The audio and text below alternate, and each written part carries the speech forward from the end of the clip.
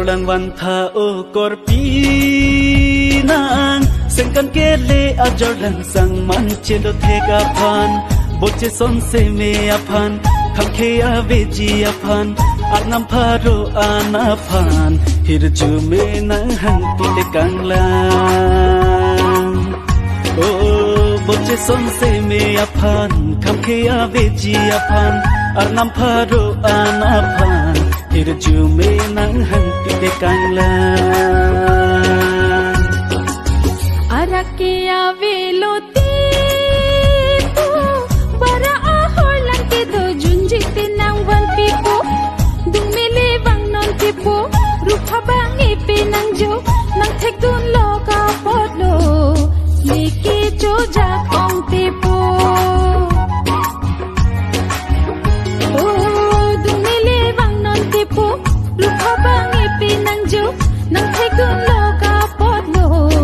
leke jo ja kong tipo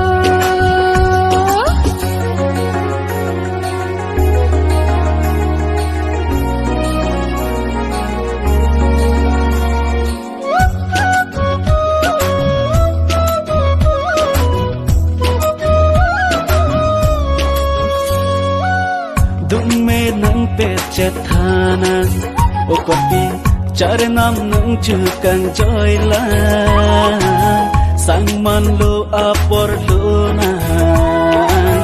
chi thik lo manang sang man chelang tu nang phi nang phang de nang eng vai mo ke mi po boy khai ranang thar khinde are rina mandat na mong ve aloban junek junogrite po nang kini hachia jang nang sia hok ne tipo apor sing pring nang chilo nang jui thurai non tipo nang long si nang dun jui po sang man nang churai nak nilo oh apor sing pring nang chilo nang jui thurai non tipo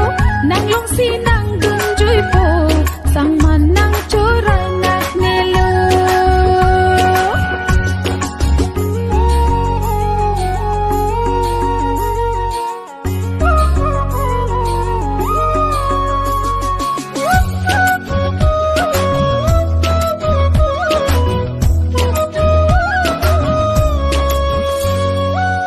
Riro atum risido